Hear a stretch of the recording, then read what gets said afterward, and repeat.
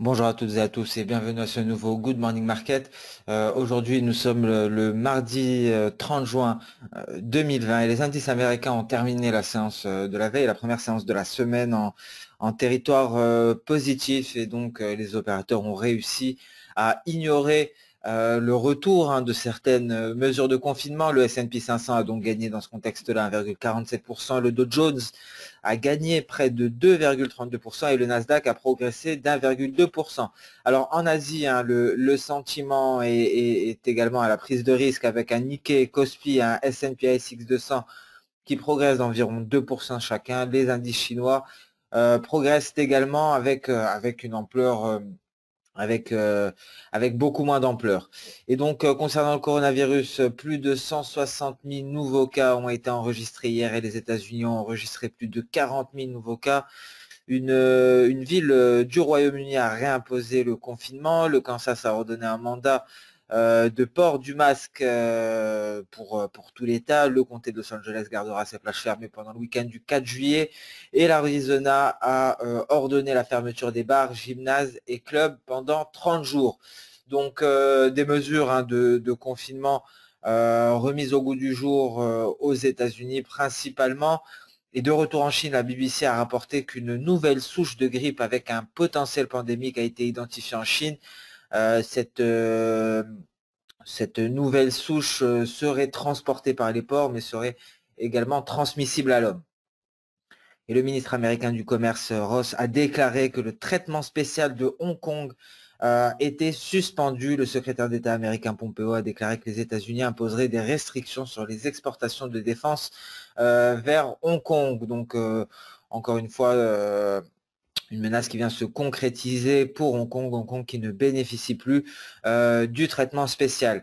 En Grande-Bretagne, à présent, le premier ministre, Boris Johnson, devrait dévoiler un plan de dépenses pour les infrastructures à hauteur de 5 milliards de livres sterling. Alors concernant Facebook, Facebook qui est frappé par une sorte de boycott après Ford, Adidas, HP, Clorox et d'autres entreprises cessent d'acheter des publicités sur Facebook. Cela fait suite à des critiques croissantes selon lesquelles Facebook ne parviendrait pas à mettre fin au discours de haine sur sa plateforme.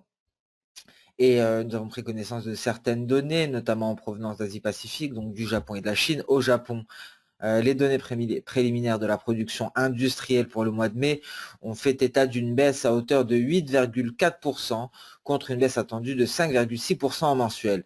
Les PMI chinois ont continué à montrer donc une reprise au mois de juin avec un PMI manufacturier qui est passé de 50,6 à 50,9.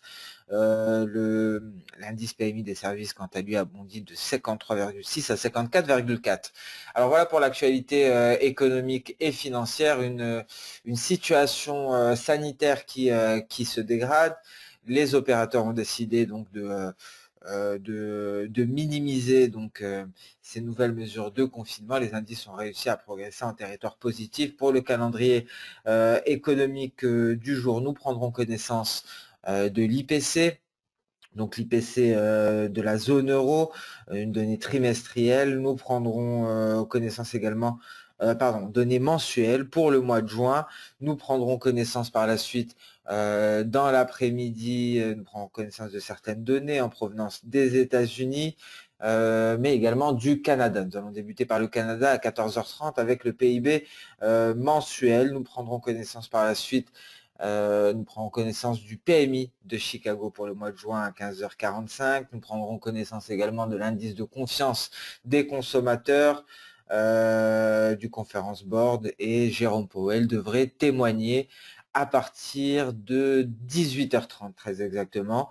Et dans la nuit à 22h40, nous prendrons connaissance du rapport de l'API sur les stocks hebdomadaires de pétrole brut. C'est une contraction des stocks qui est attendue à hauteur de 0,95 millions de barils. Précédemment, je vous rappelle que ce même rapport avait fait état d'une constitution des stocks à hauteur de 1,75 million de barils. Donc vous retrouverez ici tout l'historique. Donc voilà pour le calendrier économique du jour. Concernant le témoignage de Powell, il faut savoir que son texte, son discours a déjà été publié, donc ça sera très certainement un événement, même si l'accent sera mis dessus. Donc concrètement, mis à part les IPC, la donnée canadienne qui sera qui permettra d'apprécier la gravité de la situation au second trimestre, pourrait être un tournant de la séance. Donc voilà pour le calendrier économique. Nous allons passer sans plus tarder sur les indices boursiers. Nous allons débuter par le DAX en données hebdomadaires. Le DAX qui hier a réussi à progresser dans son nuage, se rapprochant ainsi de la résistance des 12 365. Le Dow Jones, quant à lui, a progressé également à la hausse, mais encore bien loin de son nuage. Il a franchi sa Tenkan qui est matérialisée en données hebdomadaires par les 25 200. Alors le DAX en données journalières est toujours au-dessus de sa Kijun. Il est en train de passer en dessous de sa Tenkan à l'heure actuelle. Alors il semblerait que le DAX évolue dans un canal baissier. Plus largement, un triangle symétrique, très certainement. Donc hier, je vais ajouter Ishimoku afin que l'on puisse constater les interactions avec le nuage. Donc hier, des opérateurs qui ignorent la seconde vague de coronavirus aux États-Unis. Cela s'est traduit par un franchissement du nuage en données H1, mais nous sommes venus tester ici la borne supérieure du canal baissier. Donc à court terme, pour l'heure, les perspectives sont baissières avec pour objectif les 12 130. Bien entendu, en cas de franchissement ici de cette résistance, la résistance qui est matérialisée par le point C, souvenez-vous de cette vague baissière, en cas de franchissement donc de cette résistance en vert, cela viendrait annuler cet objectif-là, l'objectif des 11 267. Alors pour l'heure, ce scénario baissier est toujours d'actualité. Nous ne sommes pas parvenus à franchir, ni même à aller tester ce niveau-là aux alentours des 12 230, la borne supérieure du canal baissier, à renvoyer les cours à la baisse. Donc à très court terme, pour le moment, en tout cas des perspectives baissières. En cas de franchissement du nuage ici, en cas de franchissement des 12 130, cela viendrait renforcer ces perspectives en vue de venir tester cette oblique haussière, une oblique haussière qui vient rallier les récents creux ici, et ce serait l'objectif si le DAX parvenait à franchir son nuage. Donc des perspectives clairement baissières tant que le DAX est à l'intérieur de son canal baissier, et en cas de franchissement de celui-ci, ce serait pour aller chercher les 12 334, voire pour aller tester cette oblique baissière. Seul un franchissement de cette oblique baissière nous permettrait une accélération haussière en direction des 12 586. Donc, car ce scénario haussier est loin d'être à écarter effectivement. On pourrait assister à une poursuite de la hausse dans le sillage de la veille. Les indices américains également sont orientés à la hausse. Nous allons nous intéresser tout d'abord au Nasdaq, le Nasdaq qui est venu tester ici l'oblique baissière, une oblique baissière qui rallie la tête et l'épaule. Donc tant qu'il n'y a pas eu de franchissement de ce niveau-là, cette figure est toujours d'actualité, une figure donc que nous avions détecté hier au moment du franchissement de la ligne de coup. Nous nous sommes repliés considérablement avant de nous reprendre au-dessus des 9800 points. Mais donc l'objectif théorique ici de cette éventuelle épaule-tête-épaule est toujours d'actualité à 9488, et à noter ici que c'est un N baissier qui nous donne également cet objectif. Donc un objectif qui correspond à la projection E de Soda en vue de finaliser ce mouvement baissier, mais qui correspond également à l'objectif théorique de l'épaule tête-épaule. Donc des indices américains également orientés à la hausse, des indices américains au-dessus de leur nuage, donc normalement des perspectives haussières, mais nous sommes en dessous de cette oblique baissière et nous pourrions bien intégrer le nuage.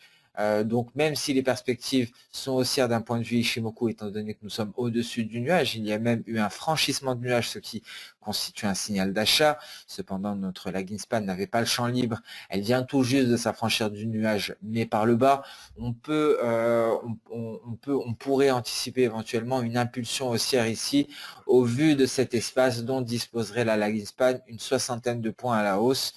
Ce qui nous permettra un éventuel test ici de la borne supérieure. Donc des perspectives haussières d'un point de vue technique, d'un point de vue Ishimoku, mais il faut se rappeler que nous venons de tester la borne supérieure, donc on pourrait se replier en direction de la borne inférieure. Mais avant cela, il y aura beaucoup de supports intermédiaires, il y aura notre nuage, dont cet SSB à 9950 points, et il y aura les 9920 également, qui représentaient notre ligne de coup hier. Donc prudence à tous ces supports qui pourraient renvoyer les cours à la hausse. Donc seul un franchissement du nuage qui nous permettrait également de franchir ici cette oblique-là, nous permettrait d'aller chercher les 9800 points. Le S&P 500 également au-dessus du nuage. Cependant, il est bien loin de sa borne supérieure. Mais la configuration est similaire d'un point de vue Ishimoku. Nous sommes sortis du nuage par le haut, mais la lagging span n'est pas parvenue à progresser davantage dans le nuage. Le nuage agit comme un frein, que ce soit pour les cours ou pour la lagging span. Donc une lagging span qui sort du nuage par le bas, ce qui nous met en évidence ici ce support, le support des 3034. Donc seul un franchissement de ce support nous permettrait d'aller chercher le seuil psychologique des 3000 points. Donc ici, ce serait les 3000 points que l'on pourrait aller chercher sur le S&P 500 en cas de franchissement du nuage. En revanche, si ce support venait à tenir, les 3034, la cible haussière serait à 3075.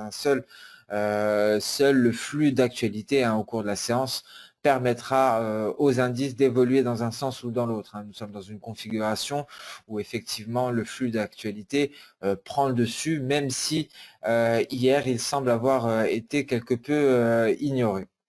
Donc pour l'heure, le support à garder sous surveillance est très exactement à 3034 sur le S&P 500.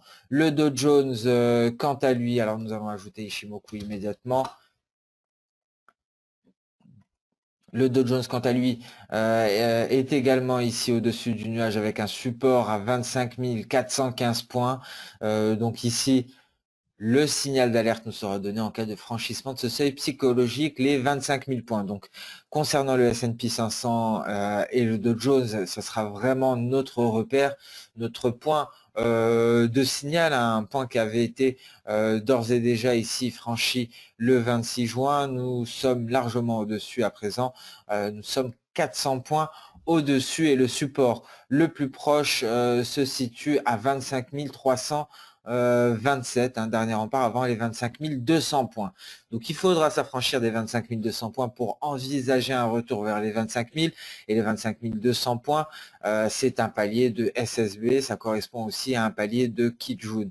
Donc ici également avant de pouvoir d'envisager, si je puis dire, des stratégies baissières, il faudrait clairement s'affranchir des 25 000 points, voire même de cette oblique haussière, une oblique haussière qui rallie les différents creux.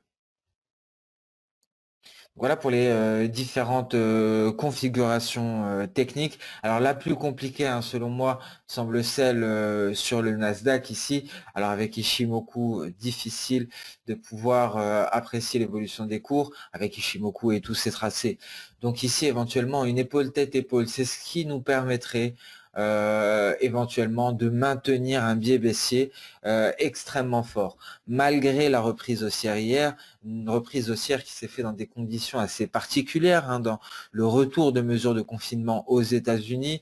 Et donc malgré cela, les indices ont réussi à évoluer à la hausse. Donc visiblement, cette configuration technique sur le Nasdaq semble nous indiquer un éventuel repli imminent en cas de franchissement de la ligne de coup. Donc il faudrait attendre, ce sont les 9800 points qui pourraient concrètement nous alerter sur un retournement baissier pour éventuellement une jambe baissière avec une forte amplitude. C'est une épaule tête épaule assez conséquente qui est en train de se former et tout signal nous permettrait d'aller passer en dessous du seuil des 9500 points.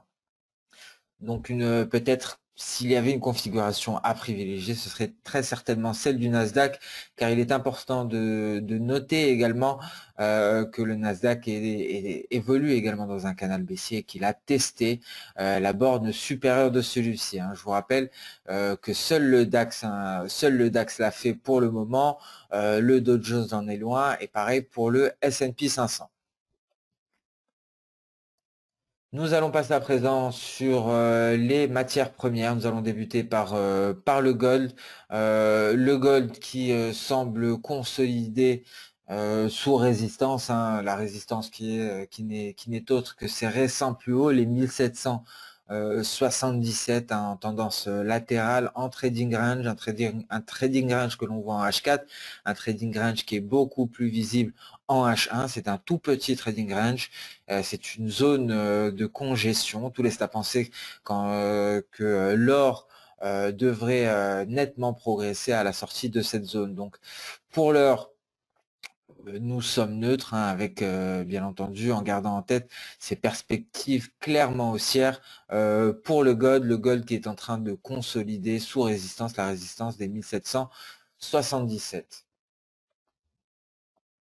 Et le silver hein, qui teste à nouveau la borne inférieure de son canal baissier. Le signal d'achat avant le rallye pourrait être donné par le silver avant le gold. Hein. C'est pour cela que l'on garde qu'on le garde sous surveillance.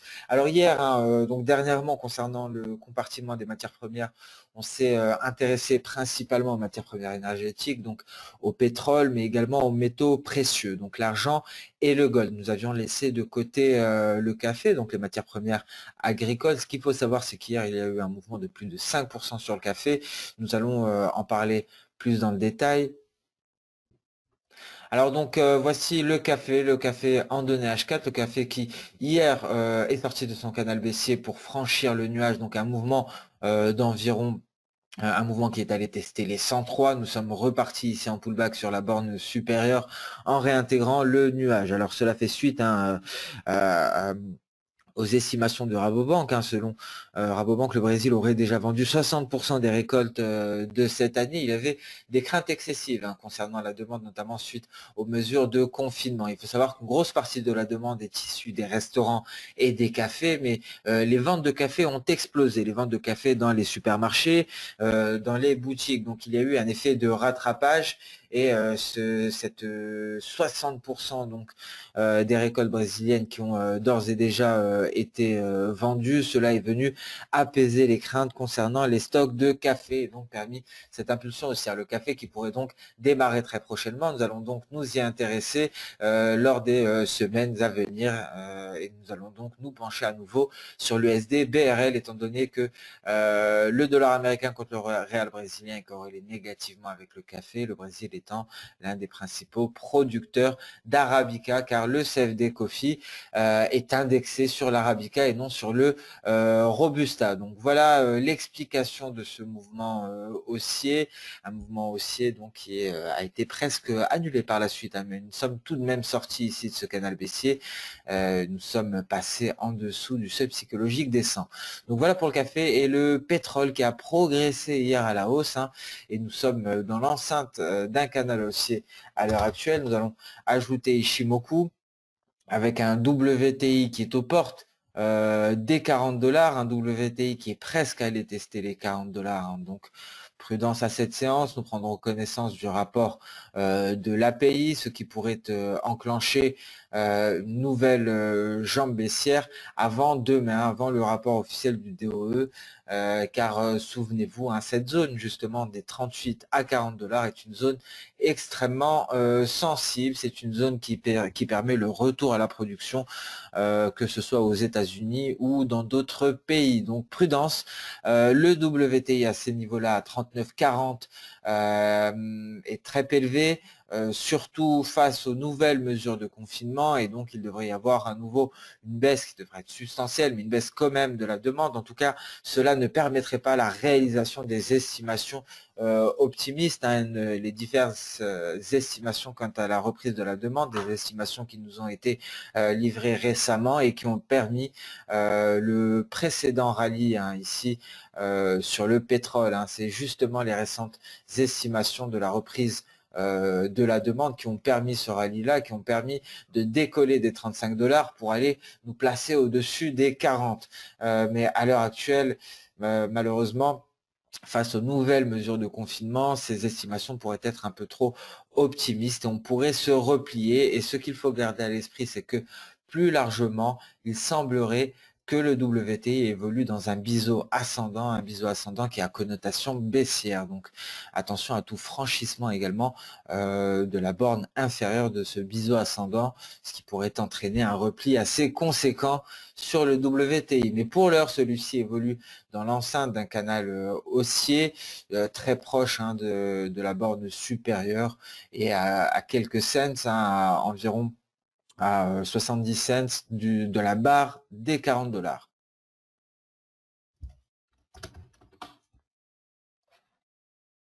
Et donc ici, en cas de franchissement des 39,20, ce sera le support journalier. Ce serait pour aller chercher la Kijun, les 38,70, dernier rempart avant de notre nuage, à 38,20, très exactement. Donc voilà pour les cibles baissières. En revanche, si on parvient à s'affranchir de la borne supérieure, ce serait très certainement pour aller se placer à 40,30, ce qui reste très peu probable. On pourrait très certainement progresser avant la publication du rapport de l'API, une demi-heure voire une heure avant.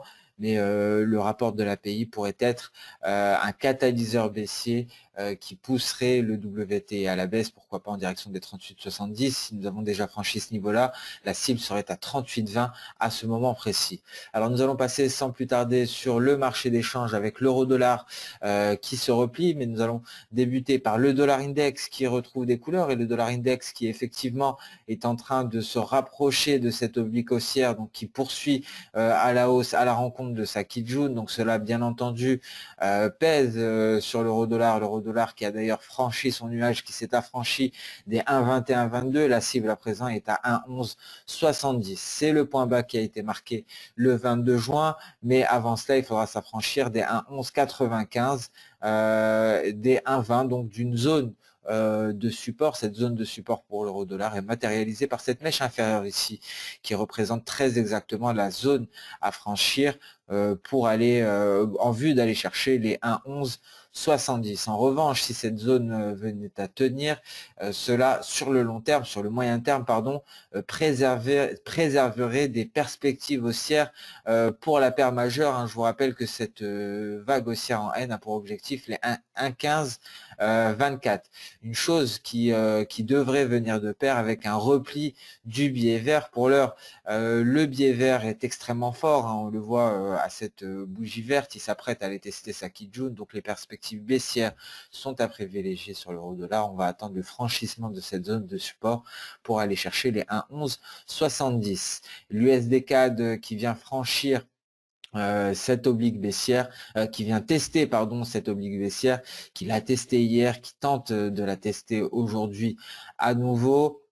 Et donc ici, c'est plus le repli qui est à privilégier. Mais en revanche, hein, ce qui est important de noter, c'est qu'en cas de repli de l'USD4, cela devrait se traduire par une hausse du pétrole WTI. Donc un pétrole WTI, souvenez-vous, avec des perspectives baissières, mais un USD4 également avec des perspectives baissières. Donc allons-nous assister lors de la publication du PIB à un franchissement de cette oblique haussière, et donc ce qui viendrait de pair avec un repli du WTI, car il faudrait très certainement un catalyseur pour s'affranchir de cette oblique baissière, et le PIB canadien, dont nous prendrons connaissance à 14h30, pourrait très bien représenter justement ce catalyseur baissier, haussier pour l'USD CAD, et ce qui confirmerait le biais baissier pour le pétrole.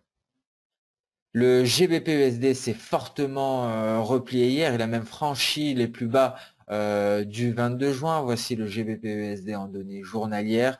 Et donc, nous avons une lagging span qui va tenter de s'affranchir ici, qui s'affranchit à ce moment même de tous ces obstacles. Donc, on pourrait assister à une accélération baissière en cours de séance. On pourrait même atteindre cet objectif, s'en rapprocher grandement au cours de cette séance. Donc, les 1,2097. Je vous rappelle que Boris Johnson devrait annoncer son plan d'aide à l'infrastructure.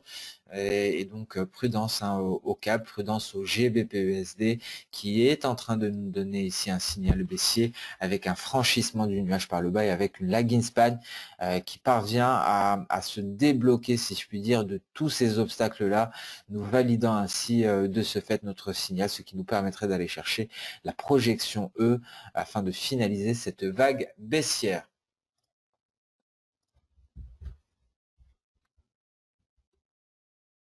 Ce Good Morning Market touche à sa fin. Je vous remercie d'avoir suivi avec attention. On se donne rendez-vous dès demain pour le prochain Good Morning Market. En attendant, bien entendu, n'hésitez pas à liker, commenter ou même partager cette vidéo. Je vous souhaite une excellente journée et on se donne rendez-vous pour le prochain GMM. Au revoir.